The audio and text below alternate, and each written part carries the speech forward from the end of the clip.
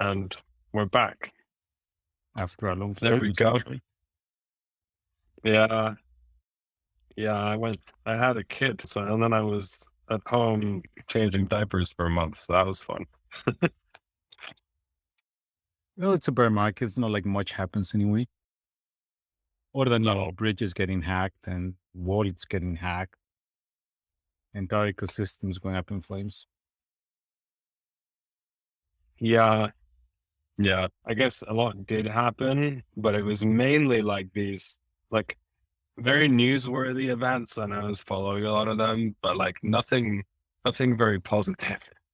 So I'm kind of glad to not have been sort of so keyed in when all this stuff was going on, but now I'm back, so better get keyed in. I guess first things first, we should talk about the Solana hack, which is I think still ongoing. Yeah, no, it doesn't Uh appear to be a Solana hack per se. oh right, yeah. It's not a protocol level hack. Definitely not. I mean, the fact that as far as I understand, and I've been getting information from multiple sources, so some of it may be out of date or just incorrect, but a bunch, like thousands of users' wallets were drained of both Sol and SPL tokens. And as far as I know, most of those wallets were none of them were hardware wallets. So, and the reason or the cause of the hack is still as of yet unknown, but it seems like somehow private keys have been compromised, or like you were suggesting earlier in our chat, maybe some like bad configuration for the wallets, something like auto approve could be being abused. The reason I don't think it's that is because it seems that also some Ethereum wallets are affected, but it's a little bit unclear if that's the case. And it also seems to affect people using different wallets in Solana, which the auto approve thing was more of a phantom issue initially. And Yeah. I would expect that if that were the cause, then this would mostly affect older wallets, not recent ones, because auto approve went away. Like they realized this was a stupid feature and removed it, I think, I don't know, 6, 7 months ago. But the best theory I've seen is that this is basically a Chromium vulnerability, effectively. So the likely explanation would be a Chromium vulnerability on Windows specifically. Mm. The likely explanation being somebody uses this to get a hold of the private data, being the wallet itself, and then brute force attacks the password, and then proceeds to drain based on the keys. Mm. Could be. There are some indications some of the users were using iOS, which would mean it's probably not a Chromium vulnerability. However, it's so one thought I had this morning as I was reading this is that it it is also possible that it's an attack that was sort of it could be a number of different vulnerabilities, but they didn't want to start using them or exploiting them until they were kind of ready to do it all at the same time. Because obviously, the first thing that users do is they move their money to exchanges or hardware wallets. I mean, let's be honest, no one who doesn't have a hardware wallet is gonna get a hardware wallet in time. And even if you got hacked, I suspect most of those people are not going to start using hardware wallets, unfortunately. But obviously, those would be the answers. Let's say never touch any online environment. But anyway, pretty dramatic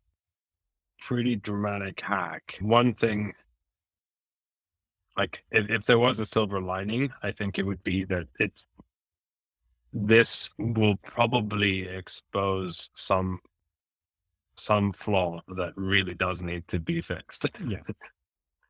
Because like whatever it is that's exposing this many people, this many different wallets, like so it can't even be just a wallet specific, like I don't know that the private key is in memory for a second, unencrypted. Whatever. Like it's not something like that. It's something more systematic. So I think it's very good that we're getting it like out of hopefully we figure out what it is and can fix it. I probably should not be saying this, but I'm over caffeinated. I posted this joke on a marinade chat that the funniest plot twist out of this thing is that if this was a false flag operation by the Solana Saga team, just to convince people that keys should only live on the phone's secure enclave and that browser wallets need to die just to promote the phone. Did we talk about the Solana phone last time? I can't remember. No, I don't think we have talked about it. Yeah. So maybe it's worth touching on that a little bit because that's true. And I think the like a well-designed secure enclave storage, when you have some degree of OS level control, like as the seller or the manufacturer or whatever, is going to be better than what we have currently. And just as a small tangent, does it have Ledger yet? Come on, man. Seriously? I think Just saying, like a couple big markets for that thing to come in. Seems like now would be the time. Anyway, what some people who are sort of more deep in the actual sort of handset manufacturing side of things, and then have like worked on mobile OSs and stuff like that, have said is that it's still difficult to ensure it's 100% secure. At least it's very difficult to ensure that it's 100% secure from the actual OS manufacturer, or some non-manufacturer, but basically the company that built the or modified it or whatever, right? So malicious upgrade basically can get access to the enclave because the enclave is controlled by the OS. So there is that, right? And that is like, I understand that argument. Like, it's not good if there is only one manufacturer of the crypto phone, then that one party will have way too much power and it will be a disaster. I don't think that's going to happen. In fact, I don't think the Solana phone is going to succeed like very well. Certainly not mainstream level well, but I don't think that's the point. It's more like a reference implementation, and hopefully other people will do the same thing, right? You want to get like a Android kind of style situation where you have a lot of different manufacturers and slightly different like OSs as well, hopefully, even though that seems a bit unlikely because everyone's just going to use Android. But like, given that hardware wallets will not be used by the majority of people, and to be fair, they do add a lot of complexity and they're much more annoying to use than if you have your private key just there. I think this is like a reasonable compromise, and it's really the only way that you can like buy the UX and try to really make sure that like it's secure. Because currently the way the browser extensions and most mobile wallets do it, right, is they give you the seed phrases, it's 12 words or whatever, and they're like, write these down in a safe place.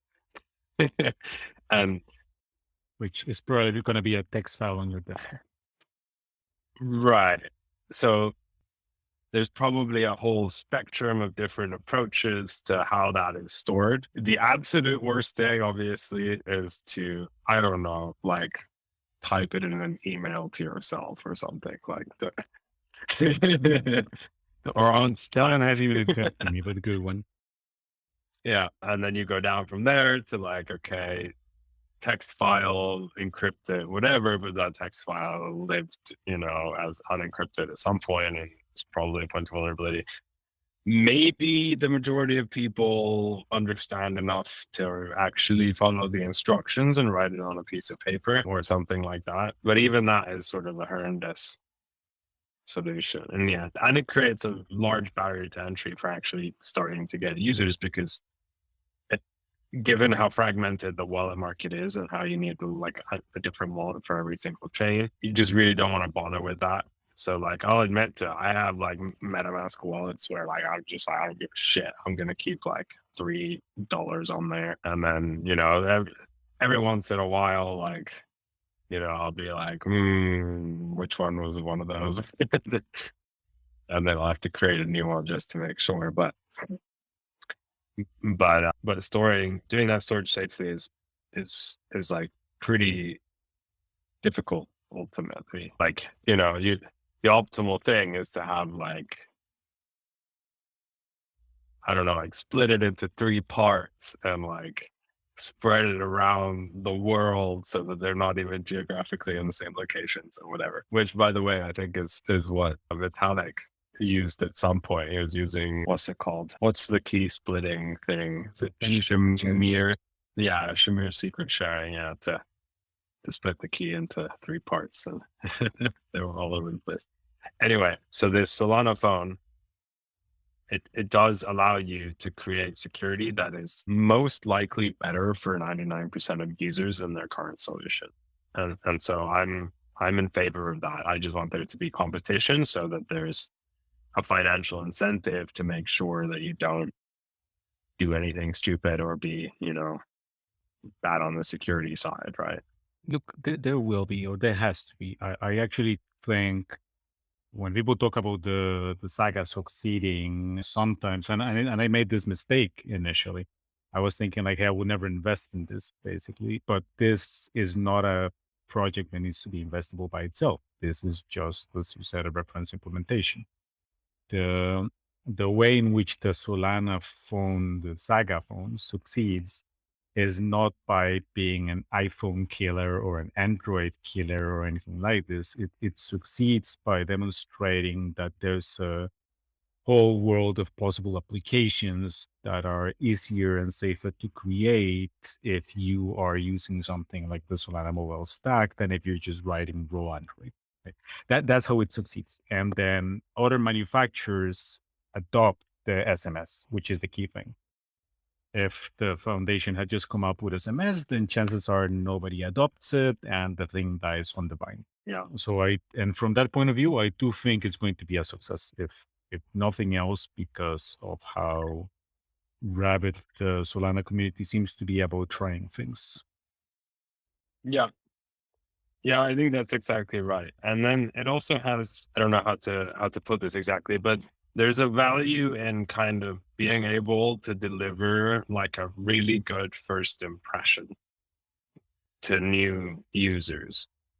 And honestly, like not having sort of native mobile integrations has been, or I think actively is, the largest barrier to sort of mainstream adoption for crypto. We've known this for a long time, right? Like there's been multiple attempts to do this sort of thing. They mostly all failed for various reasons. I never was very bullish on those particular projects like Siren Labs. They seemed more like money grabs and not, like here, the thing is like, they're not going to make money on this. Like it's, or at least they're not going to make, they're not going to make enough to like justify the actual expense of doing all this. But that's not where the value comes from. Like what they get to give is like an amazing first impression. So, and this ties into Solana's physical store locations as well, which I think are clever. I don't know if you've seen pictures of them. They have this sort of Apple Story vibe, right? I think it's fine. Yeah, I think that's actually important because you can like with that phone and in an environment which feels quite professional and there's like someone helping and whatever, you can actually demonstrate using crypto in a way that feels natural to regular people. Like honestly, something that maybe like my parents could ostensibly use. Obviously they're not going to, but they like could. They I don't know if they figured out Apple Pay, but like, they could. And I think that is actually really important. Like it lowers the barrier because right now, even though there is a valid reason why crypto people are so fanatical about like store your own private keys and don't tell anyone how you're storing them and all this stuff, we do have to like accept that. Like, and this is like personal experience talking to people who are like trading sometimes quite large amounts of crypto and using fucking MetaMask, like for all of it. And like, we have to accept that that's the reality of the users and then try to give them the best possible solution. And I had a somewhat controversial tweet. I don't know, some guy got very, very annoyed at me for tweeting this, but I actually think this ties into Like there's another barrier to entry we need to somehow overcome. Like this gives us kind of the user interfaces and the sort of integrations that let us deliver a good user experience. The other barrier to entry is cost, upfront cost to get involved. And I don't mean that necessarily in a purely financial terms, although it's related. I mean it like you need to have Sol in order to use Solana. So if you are a new user, you can't like try stuff out, kind of see what things are like until you go to an exchange, KYC, a process which, like, even though banks do all sorts of stuff, basically no one has ever had to go through unless you're like trading stocks or something like that. So it's heavy. Like suddenly you're being asked for all these documents and stuff like that. And then get it. Figure out a wallet. When you Google wallets, there's just like an endless sea of things. You have no idea which one to use and how they work. Like it is a long path. And I think that what needs to happen is we need to be able to provide some kind of like freemium or like free to play model, right? We need to have some way of letting people use things for free. And that can just be fees, right? So that you don't need Sol in your wallet in order to do a thing. And like, I don't know, maybe it's ads, which is what people on Twitter got annoyed about. Like if Solana has fixed fees, why couldn't someone provide a service where you watch an ad instead of paying the fee? Like, Yeah, fair enough. you could. You could. It's not going to be the best customer experience, I think, and you don't want to go that route, particularly when one of the information that you're collecting is people's financial habits, right? So But it's a really delicate line there. I know, and this is like, and it gets in, like, I think if you compare like blockchains today to like Web 2 in the early days, there's actually a lot of similarities, especially related to how Web 2 initially was kind of like blocked out of the banking system. And Web 3 has a lot of those same elements where it's like, it's difficult to like get in. And Web 2 solution, like, it's terrible. Everybody hates it, whatever now. But back then, the only way where you didn't need to move money around was ads. I think there's a much simpler way of going at this for something like Saga, frankly. If the concern is like, people need to get Sol for it, you're effectively selling them a wallet. You're charging them $1,000. Yeah. Say that you preloaded with 2 Sol, right? Is somebody gonna buy 1 million phones just to launder a couple million Sol? It ain't gonna happen, right? Yeah. So That is a viable strategy as well. I agree. I'm thinking like actually that can work. The problem is that only works.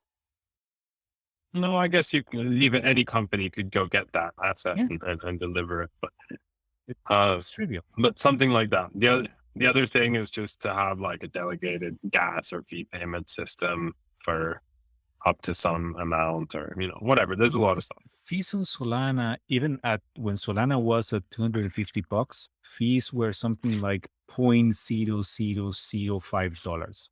So you give somebody a couple Sol, and this is going to last them forever. Something like that, I think, would be very helpful, because we do need to onboard people, and like we've definitely, I think, or we're starting to run out of people who have the financial means, the technical savvy, and the curiosity to try these things out kind of on their own terms. And I think the next waves will need to be more like, there's just something that people need to get access to, because it's, I don't know, maybe it's like a savings account sort of thing. You want to get 4% on your USDC or your euro or whatever, but some pull, and then you need to make it just bonkers easy to like experience it, get comfortable with it, and then do it. So I don't know.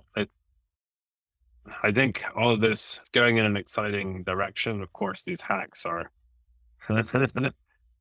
Making things a bit trickier. I mean, there's also the Nomad hack just now, Yeah. more Well, straightforward. but before we jump into the hacks, because we could be at hacks for hours, there's another area in which I think that Solana Phone and SMS are a brilliant move, and we had discussed this. I don't remember one of the I've gone over this a few times, and I think I went over this on one of our previous calls about the platforms that require full commitment versus the one that allow you to come in and out. Right? If you're Ethereum program, Ethereum application, you can abandon one chain and move to a different Ethereum compatible chain relatively easily, right?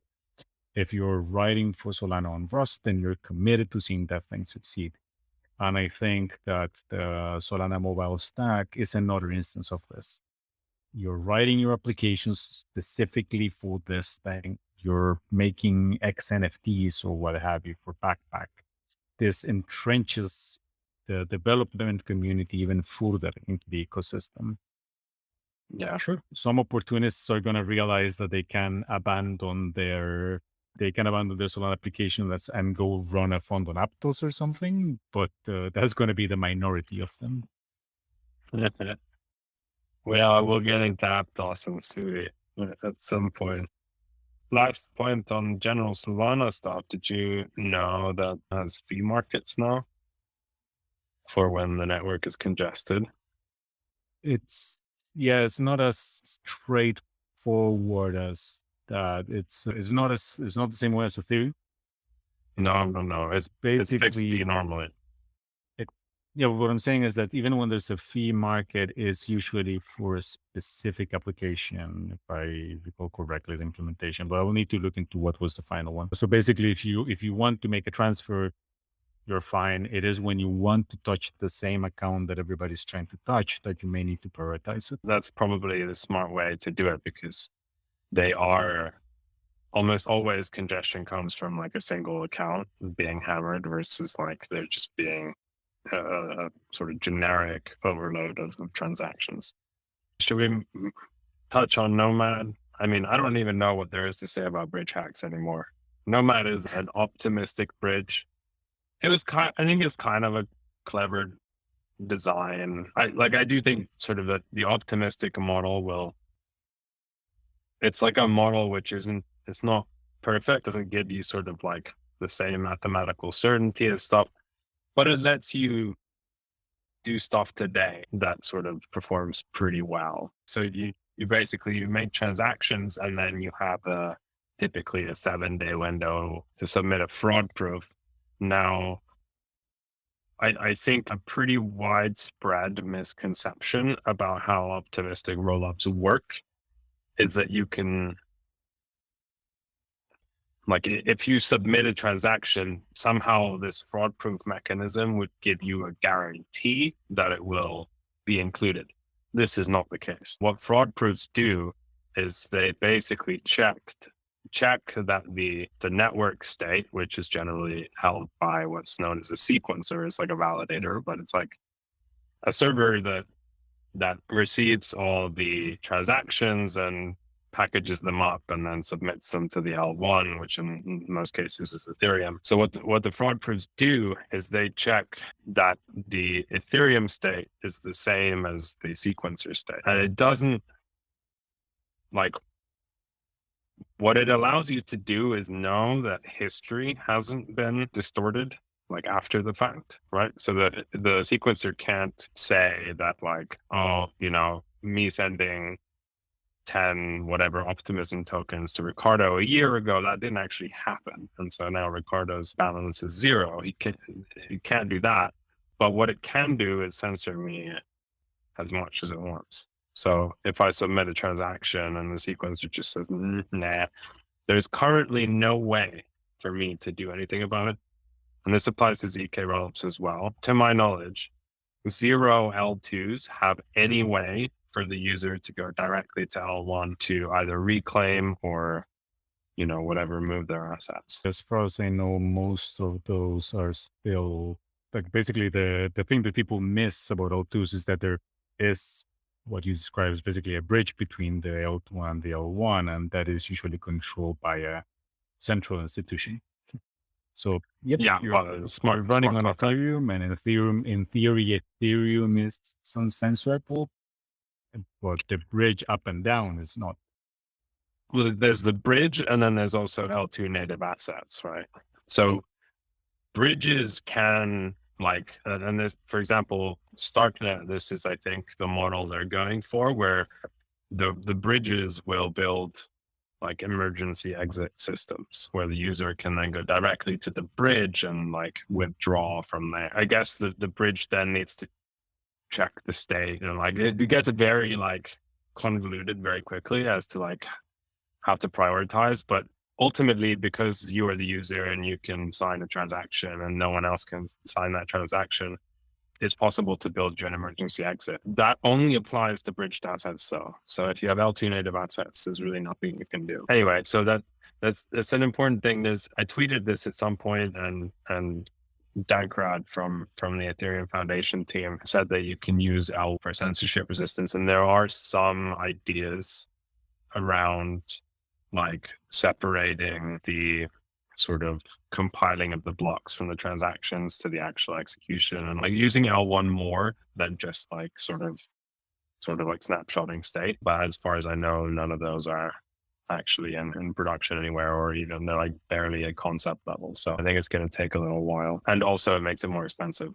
So that's a bummer because you need to use L1 more. And at some point you start getting to this point where you're like, well, the censorship resistant thing to do would be to just do transactions on L1, right? This brings us to the question, I guess, that, or we can jump to the question that I kind of asked you a bit throwaway on our chat yesterday, which is that if bridges are going to continue to be fucked, then are we basically talking about a lot more deeply entrenching the advantages of any particular L1? Because this is going to make, if bridges get fucked or if people lose their faith in bridges, then this is going to make them a lot more hesitant to believe or to rely on a multi-chain future, right? Yeah, I think I think the idea that it would be impossible to build a secure bridge is not correct, right? Like, I'm not saying that it's impossible to build a secure bridge. What I'm saying is that the more bridges get hacked, the more it is going to get entrenched on people's minds that this is not safe. Regardless if at some point we get up to over that hill and now everything is perfectly secure. yes, that probably will happen to an extent for sure. I mean, it happened with smart contracts to a degree as well before, and I think it's just sort of a maturation process. The problem with bridges is that you're not dealing with just one environment. So if something changes and in that one environment, you can like, it's sort of pretty tractable to try to understand the impact on your specific smart contract. You're dealing with two, and they work a bit differently, right? So they have like different finality or different pace, a lot of different things. And that it's sort of exponential. Like, I think it increases complexity by maybe like almost an order of magnitude. And I think that's the problem, but it doesn't mean that it's impossible. It's just very difficult. And it's hard to say, like, is it worth it compared to just, go through a centralized exchange? Like, I think that's the question, is like, is it tractable enough where sort of the maintenance burden is justified when we do have an alternative that serves the most use cases? If what we're talking is about, say, moving USDC value from Ethereum to Solana, then yeah, exchange solves the issue. But if what we're talking is about asset composability of assets that are originally created to one chain, say you want to do something on Solana with your Ethereum NFTs or for whatever reason you want to hold your sushi tokens on a Sol wallet, right? Or do something with sushi on Solana where sushi is not native asset. Then the exchange is not a solution. You still need the bridge. Okay, so it's a slightly different question. Like cross-chain asset composability, is that a thing?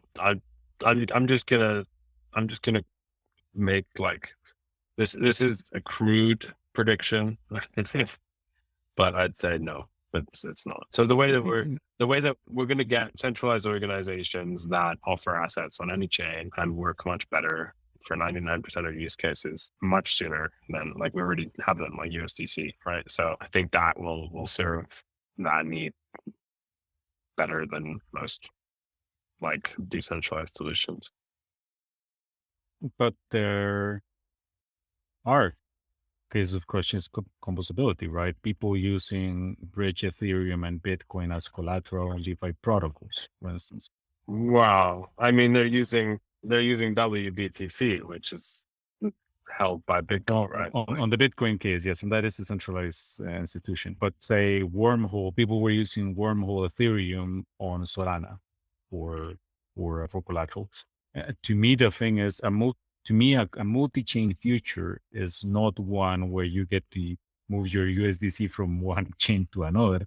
It's one where you get to use the results of one chain in a different one. If the results of one chain is, I don't know, I get a particularly valuable NFT on Ethereum and I want to use it as collateral somewhere else, that to me is a multi-chain future. Yeah, I agree. There may be ways. So the problem is standardization. If everything was standardized, then we could do it quite easily. We wouldn't have issues. And it's possible that we can create standards not for the L1s themselves, but for example, how certain kinds of zero knowledge proofs are handled on the chains, where we can have like zero knowledge bridges that sort of can be trusted by default. Like really what you want, I think, is pretty much a mid-burn structure, just not done with a centralized entity. And maybe zero knowledge proofs of the answer there. But in the short term, if you need cross-chain composability, I certainly see sort of the Cosmos Polkadot ecosystems as probably being the way to go. But it's very unclear to me what exactly it's needed for, because you can see the future as being like there's tons of different chains and they all talk to each other, or you can see the future as being there's tons of different chains and they all have the same things. And like one world here, the one where all the chains have the same things, which is already happening, right? You just like any EVM chain, you just copy Uniswap to everything. That is like perfectly viable to do safely today. What you do give up is that you basically fragment liquidity across a large number of things. And that like is like, I don't know, like, is there a benefit from having the entire world's everything in the same place? Like there's some benefit, but is it like significant enough where we would be willing to give up all kinds of other things? Because maybe the only way to do that is to have one chain that we all use. Obviously, we're never going to agree on that. Yeah, maybe the thing with the whole Polkadot and Cosmos approach is that a lot of the stuff that I care about going forward is basically going to be cultural assets in one way or another, like content creation, the whatever NFTs end up evolving into. And by and large, that is not happening on Cosmos or Polkadot. I mean, you have the extremely expensive people like stuff happening on Ethereum, and you have the random crazy experimentation happening on Tesos, and you have a lot of one out of one artists actively working on Solana. That's it. You're not gonna force these things to happen somewhere else. People use like the creator uses whatever the creator uses, right? And I'm a lot more interested on that and how you manage to do these things or to transfer these things across chains than I am on USDC value moving, fine, just go through FTX. I don't give a crap. Let's look at some analogy. Maybe a reasonable one would be like pre-Facebook social media or even current social media. So you have your creator, you're using, I don't know, MySpace or something, right? That whatever content you put on there basically did not persist beyond like the MySpace era. You may have held it yourself and then you uploaded it somewhere else or something like that. But broadly, you just create new stuff and then you sort of you end up migrating to the biggest audience anyway, like 99% of people in terms of both the audience and the creators. And so I'm not sure that there's an NFT one on Tezos is like actually going to make you like, it's going to require you to bridge over to Tezos. It's more like you go to Tezos and then you get it. But like, you want to then use it in the Ethereum ecosystem. Like, do you need to do that? That's the thing. What I expect we're gonna get with this things going forward. What I hope, not what I expect. What I hope we're gonna get with these things going forward. And maybe I'm just obsessed with this idea, but it's a little bit more of a Tumblr-like future where you get to build on the content other people have created. Like in Tumblr, you reblog something and you add something to this post. It's basically a long chain of composed posts. And this is what I hope is going to happen initially with these assets. And we don't get that unless you get to at the very least show this NFT on a different chain so that people can do something on top of it. Yeah. I mean, not to be a Debbie Downer, but this is also what credit or collateralized debt obligations pretty much were. This is like packaging packages multiple times in different environments, and then nobody knows what's going on anymore. Sure, but at that point we're talking purely financialization. I'm even talking about creation or remixing. Like I'm thinking about what we could get out of NFT remixing, where I build on top of your asset. Like you give me the rights to use this asset, I build on top of it, and then we both share the royalties in whichever way the composability specified, right? You write a song, I use it in my video, we sell the video. This kind of stuff. I'm all for that. I'm not sure the use case of going cross-chain for that is large enough to justify the actual thinking needed to do it. And I'm not even sure that it's actually like an engineering problem per se. I think it's more of like a game theoretical social problem where like we're just not going to agree on what things should look like, and thus we're not going to have standardization across most things. And because we don't have standardization, it will be and because like all these different environments are going to operate only caring really about their own environment, it's going to be like increasingly more difficult to sort out sort of a stable implementation for bridging. Well, that's fine and that's perfectly possible. But then this does take us to what I said, that likely the multi-chain future is a pipe dream, basically. And even if we're talking, I don't know, Polkadot or Cosmos, it's not exactly multi-chain. It's this little playground of things, and you don't get to get out of that playground, right? I'm going to make a bold prediction. I think there's going to be one chain per sort of geographical market that is like 95, maybe more % of that entire market at some point. And by geographical, I mean like people who need to transact with each other regularly. So for example, I don't know, Europe or the US, something like that. I think it's a winner take most situation. And I think it's a winner take most situation because once you get the performance and the UX and like we know the right use cases, and you just deliver the right package, kind of like Facebook back in the day. It was just the right package for that moment. Then the network effects, like just take off beyond what we would expect. Like, it will be easier for people to switch to this new thing from Ethereum than to fight the fight, right? Like, it's going to be so easy to start using this new system that it's just like, you're not going to even think about it. You'll just be like, I'll try it. And then you'll notice, oh, my friends are here, and oh, I can just like do all this shit, right? Like, and there's already that now, but there's these massive hurdles in between. And it's going to cost nothing. It's going to be like, you know, the Uber, right? Like where like for some reason it's 50% cheaper than taxis. Okay, that's an interesting one, and let's not go down that Uber taxi rabbit hole because that's going to. No. But okay, I agree that there's a strong potential for where it takes most. I'm not entirely sure there's going to be across geographic lines. My current assumption is that it's going to be across application types.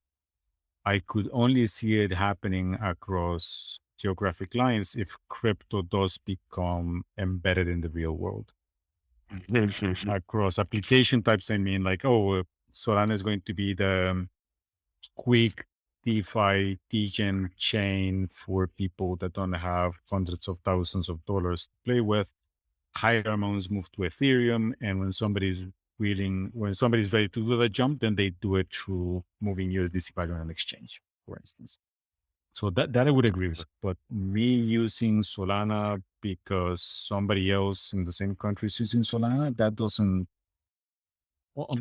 really flow unless Solana happens to be this local physical presence as well. I think I don't disagree that there's going to be sort of global-ish environments as well. I just don't think percentage-wise they're going to be significant compared to sort of slightly more localized environments. Like, they'll have very specific use cases, but those don't really touch ordinary people day to day. And I would argue the localization stems from kind of like two things. So one is just regulation, of course. There will be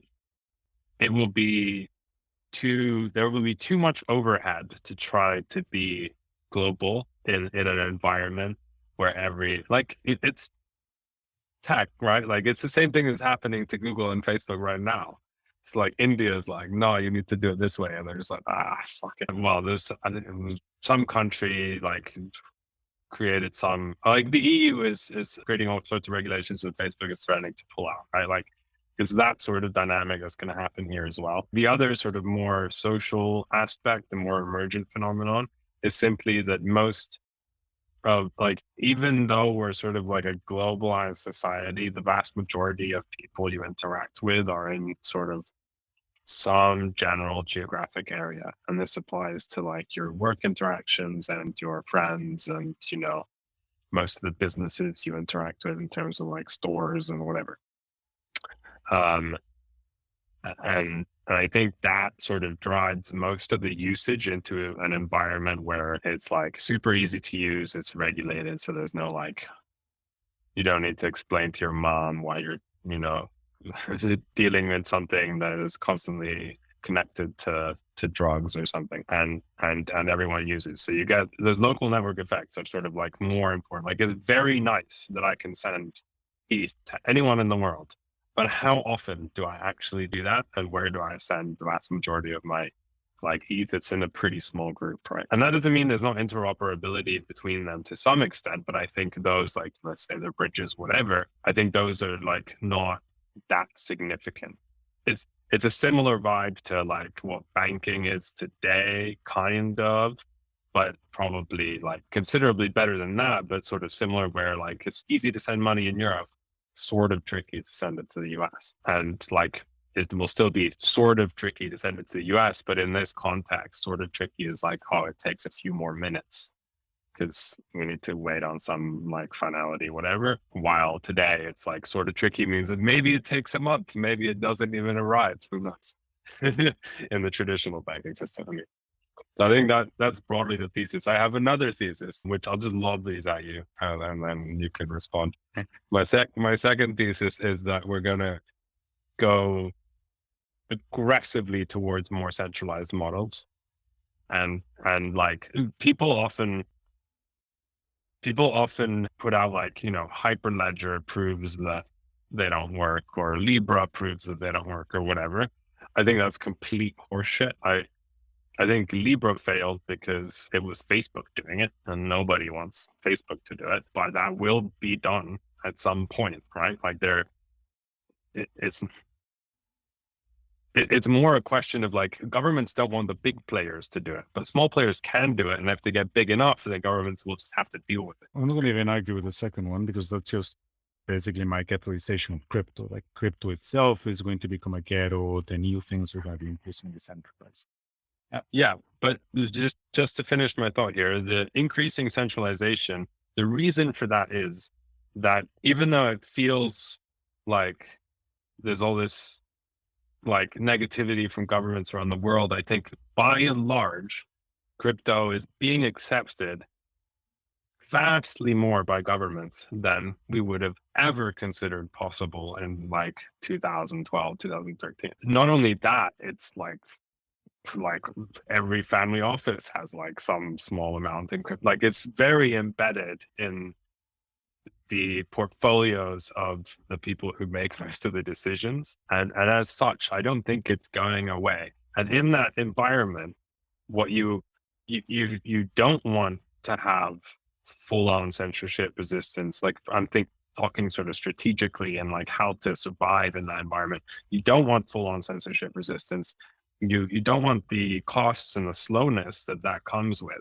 What you want is you want to serve governments as best as possible because they're accepting you. You want to give them the tools that they want, which is like stop terrorists. And in some countries, like it's not going to be very good because they'll not be terrorists. They'll be, like advocates of democracy or Christians, whatever. Aptos.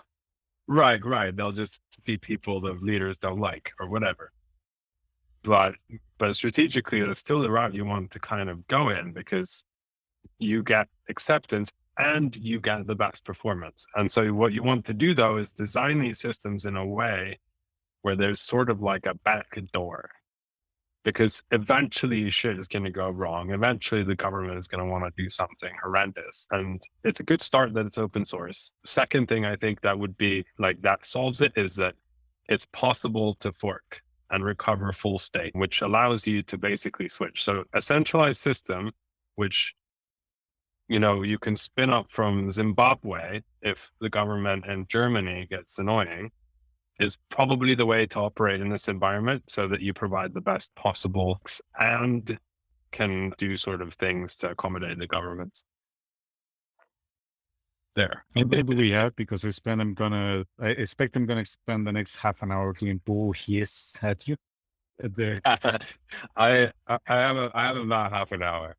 So okay, first, Hyperledger and Libra are probably the thing those work. Hyperledger and Libra are pretty much strong on arguments, right? Libra, as you mentioned, is Facebook, and Facebook was going to freak everybody out, particularly the way that they were going about it is going to be a basket of currencies that we control and go fuck your national currency.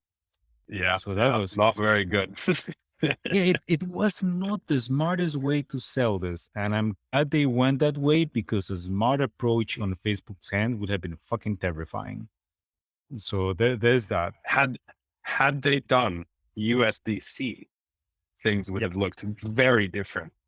And indeed, my God, they might have the largest currency on the planet, like a crypto currency at this point, but still like a viable contender to become what they wanted to do eventually, but they started at the wrong spot.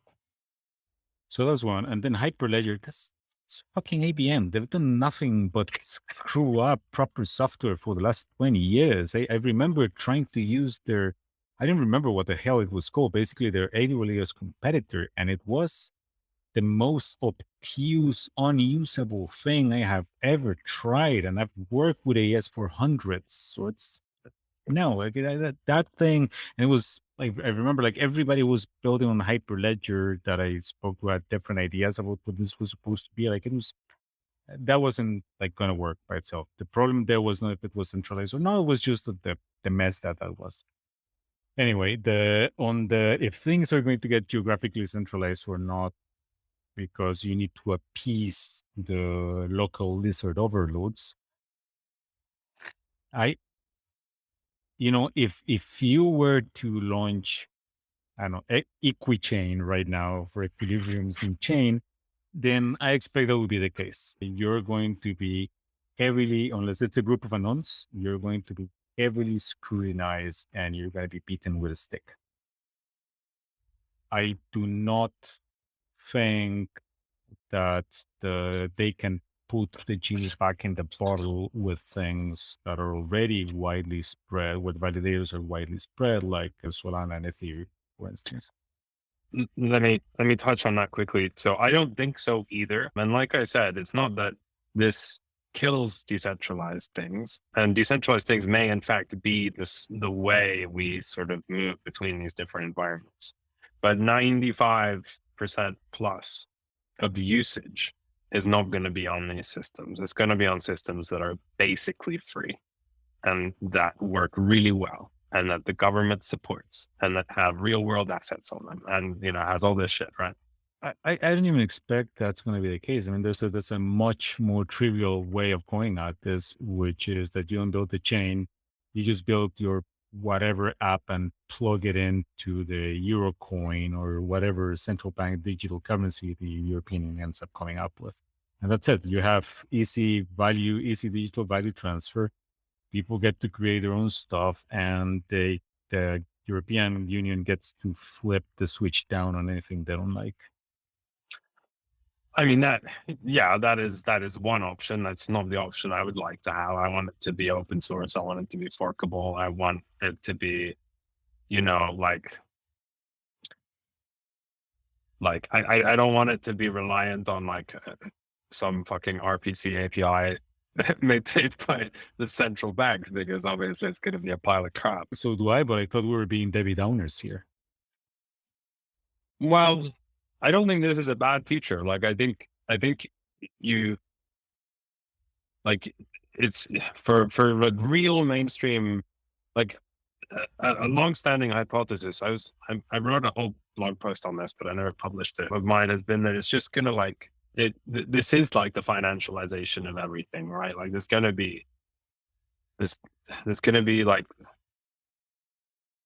financial aspects underlying all things you do online, kind of. I know it sounds crazy, or a bit crazy right now, but I think that's sort of the direction we're going in. And the reason is that when we can have that kind of massive accounting system, we can improve the system. We can make it a lot more efficient, and we can make it basically we can achieve amazing pricing efficiency for everything, sort of like how supply chains, their complexity gives us a lot of pricing efficiency compared to trying to do your whole supply chain locally. This does the same thing for everything digital, and arguably, and it's sort of interoperable within at least these environments, which make things spurs on innovation and stuff like that. But I think that it's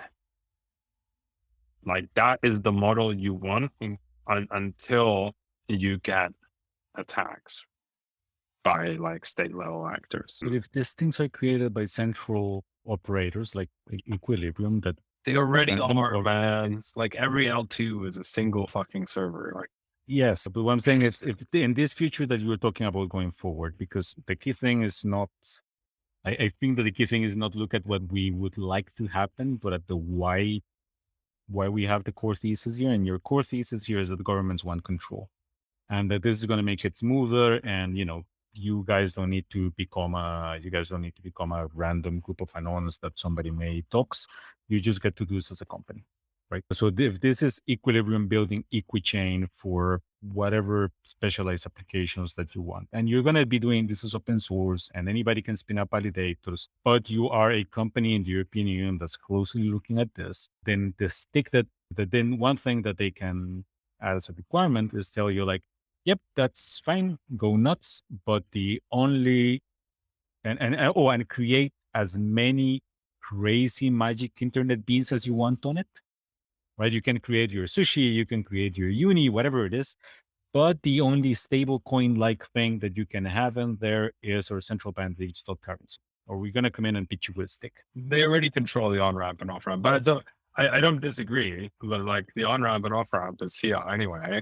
I don't think they're going to enforce using CBDCs in these systems, mainly because I don't think they're going to get CBDCs out in time, and the private sector will already have like provided such good solutions for it. Like it's easier for the central banks to continue doing it kind of the way they do it. Like, so this is actually like another somewhat strong thesis. This is what I think they should do. Now, as like your example, maybe they do that. That would be dumb. But I think what they should do is allow private stable coins to exist, and even algorithmic stable coins, but especially private ones from their perspective, and allow them to compete, because they get sort of like, you know, a Darwinistic evolutionary algorithm for trying to figure out how to do this. Like right now, the fact that the central bank is the only entity who can do anything is it's like a massive problem, because if they fuck up once, it fucks up everything. And so you want like a safe way to like try things out. And by safe, I mean like the whole economy doesn't crumble, maybe just some pieces. That's dumb. And if you think that governments don't do dumb shit because it favors the interests of those currently in power or whatever thing, just because they don't understand the advantages of the alternative, then you have more faith in governments than I do. I mean, I'm not saying that they will pursue that path. I think like realistically, I think there will be so many private solutions sort of at such a scale by the time they come out with this, that they'll be quite happy if those private stable coins basically just hold their CBDC, which is what they're doing now. They're holding fiat, right? So, and that's fine. And it sort of operates like the traditional banking system, where you no longer have banks, you have stable coins, but they sort of have a similar relationship with the central bank. Yeah, but that rules out algorithmic stable coins. That rules out It does. any sovereign, any self-sovereign stable or potentially stable store of value, right? Well, it doesn't completely rule out algorithmic stable coins. I mean, I think algorithmic stable coins can only succeed if they get real world assets. And unfortunately, that ties them into the real economy. So you can still do it. You'll just have to abide by regulations. Sure, but that then it does rule out self-sovereign algorithmic stable. So the point that you're holding real-world assets, you're no longer. It probably rules out permissionless things. Probably. That's but only within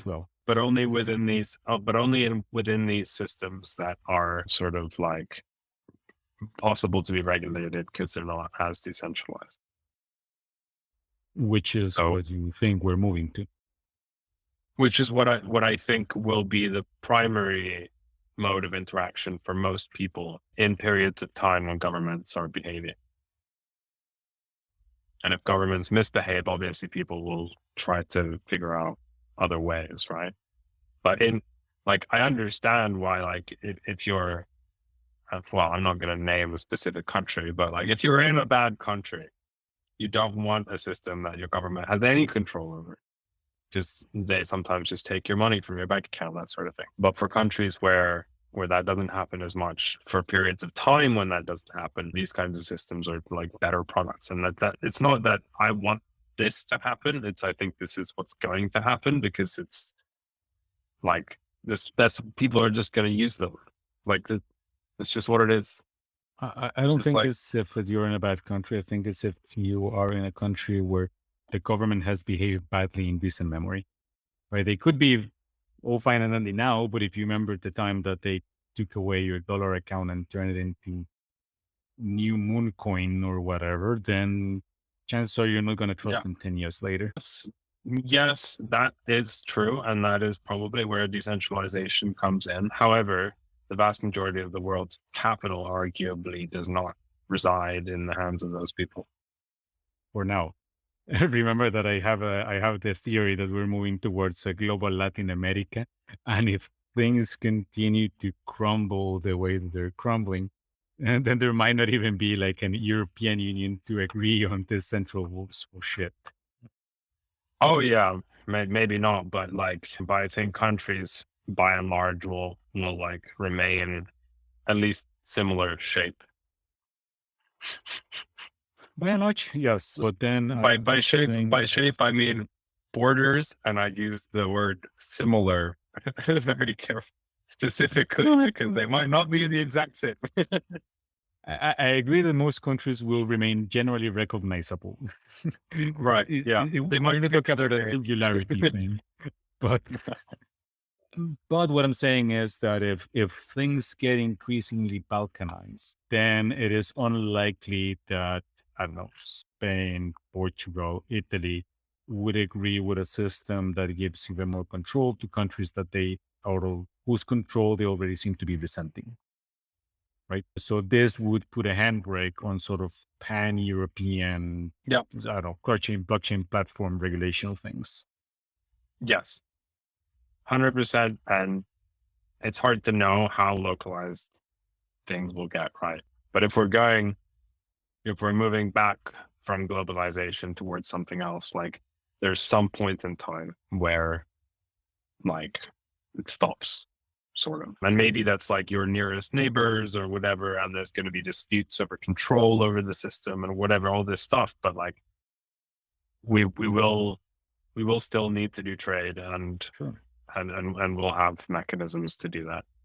And what I'm saying is that even on a balkanization of Europe situation, the current money transfer scenario works perfectly fine for that. What I'm saying is that a balkanization of Europe would go against the likelihood of either a CBDC or systems like this, because somebody's going to need to build it, or to define the rules. The European Union takes forever to do anything.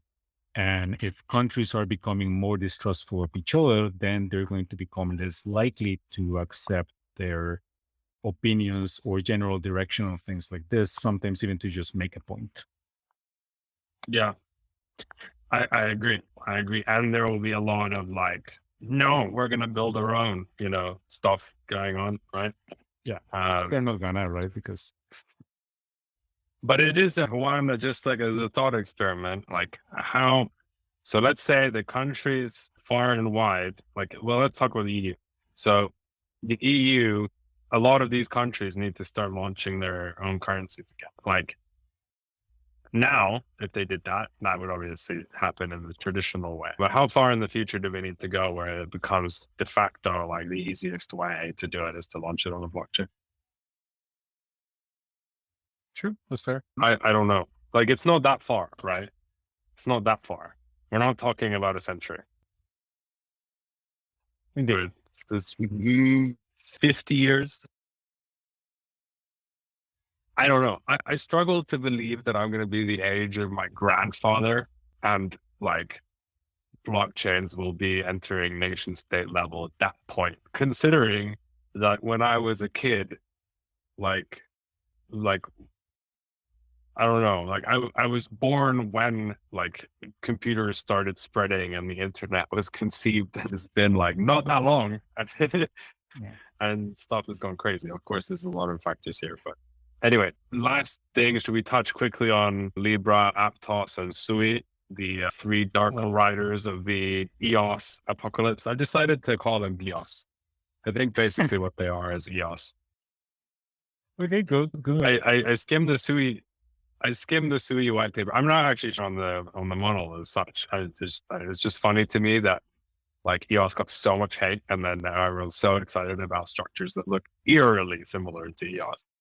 I read the Sui white paper. Aptos, I could not find anything on how the fuck it like is architected. What I do know is they both use Move, which is the programming language that Facebook created for Libra. At least Sui is very focused on kind of object-oriented programming, which I don't think is dumb. I think like different programming paradigms will actually attract different segments of developers, as has happened in programming language in general. They like I assume they're both delegated proof of stake.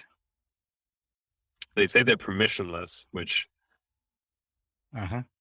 because I haven't found even in the white paper, so I couldn't really figure out like there's some quorum of, I think they call them like authorities or something like that, which is like, why would you call them authorities? Just call them something nicer. Anyway, but like how that quorum is decided, and whether it's actually like EOS where you have like a set, like it changes over time. But if it's, it was unclear to me if it was just one quorum or if there was like multiple quorums sort of doing things in parallel. In any case, they like implement a lot of these ideas, which are sort of more modern ideas for building a blockchain. They implement similar stuff to Solana, where, you know, if you have transactions that don't like are completely isolated from each other, then you can execute them in parallel, stuff like that. Like it's nothing wrong with. What's a bit unclear to me is why people are so excited. Define people, right? Because if we're talking funds, we're also talking you have massive stacks of unallocated cash, and if you don't allocate them, you don't get fees, right? Well, Anatoly seemed excited about them, or about Sui, I think. I haven't looked into Sui myself. My personal thing with all this new stuff is basically show me the Nakamoto coefficient and then we talk. And right now this looks like we're gonna be running the 10 servers that are gonna run this thing. And if that is the case, then I might as well just be using Binance Smart Chain. Yeah, one would assume that the authorities with the largest stake get to be in the quorum, and that means the early investors in the founding team. And show me the Nakamoto coefficient. I'm quite happy that, you know, Solana's keep climbing. Big pat on the back for Marinate there, given that the stake spread. I'm not entirely sure that I would be in a rush to get into any of those things, particularly considering how, for instance, Aptos seems to be so hell bent on buying their way in. Right, there's funds are springing out of nowhere, just deploying money on the Aptos ecosystem without saying who the liquid partners are in some cases. A mystery, right? Wonder what this is. I don't think that the whole buying your way into a developer community works. At least I haven't seen it work by and large. Again, yes. Let's just have a moment of silence for yes. Let's have a moment of silence for the people who sent over $1 billion to us. Yeah. Seriously, I don't think buying your way into an ecosystem works. And into building an ecosystem, I remember I remember the numbers back when Stacks was still called Blockstack, and they were hyping the developers and then the developer numbers, and they were basically running an app mining program, which is basically, we will pay you to write code for us. And that doesn't seem to have been sustainable in the long run. No, I mean, there's a lot of chains which spend like just crap tons of money on marketing, but nobody uses them. So Near seems to be one case. I don't have the numbers in front of me right now, but I recall the amount being spread out on developer ecosystem versus the fees that the chain generated. And it was like nothing. There wasn't a comparison there. yeah. I mean, I quite regularly get asked like who is using Near. It's like I have no idea. But there's a lot of chains, but there's a lot of chains like that. I think it's just like effective marketing has driven sort of speculation demand, but not actual usage. Yeah, so this thing's like really, I'm just not interested enough. Sure, if I were to start, if I was absolutely mercenary, an absolutely mercenary 20-year-old and were to deploy on something, and you were gonna throw, I don't know, a couple $3 million at me to write it on Move and deploy it on Aptos, and sure, maybe I'll give that a shot. But other than that, I've yet to see a value prop. Really though, like, isn't that the weirdest dynamic? Like, you're like, I have an idea for what I could do. You know, I could build a dApp, and I think this could be really big. And they're like, where should I build it? I'm gonna build it on some like completely experimental, like nobody knows That's thing. That's not what they're going to be looking for. They're not going to be looking for the next innovative thing. They just need code there. I know they're looking for where they can get money. Yeah, and if you're it's optimizing for funding. If you're a couple of people in a garage, you can look at this as a contracting business. Somebody's paying you a couple $3 million to write whatever and then use the money to build whatever you want to build elsewhere. Like, who gives a shit? Fine. Or you build it and whatever, and nobody uses it anyway, and then they're like, "Oh, sorry, it didn't work." Yeah, I mean that mercenary. that happens. That happens a lot. I mean, the funniest ones are like these, like when you talk to a lot of these foundations, if you're like thinking about a project, they'll be like, "Oh, do you want me to connect you with like all the VCs that just want to invest in this one environment?" And that's such a strange thing. Like, why would you like pick? You're like, "Oh, I'm only investing in near projects." Like, what? Why? It's like, it's all the moment somebody does it on near, if that's first, it's going to get done everywhere else as well, right? Like, that's what I don't know what the like last original DApp project was. Like, what was the last time you saw an original DApp project? Yearn, I think, comes to mind right away. Yeah, Yearn is probably up there. Yeah. Yet Yearn, to the point where I remember the first time that I saw Yearn, I like, okay, this is weird. And I see why you would do it. Even the way he went at it was weird, right? Like the whole like there's some prop thing. Other than that, what else?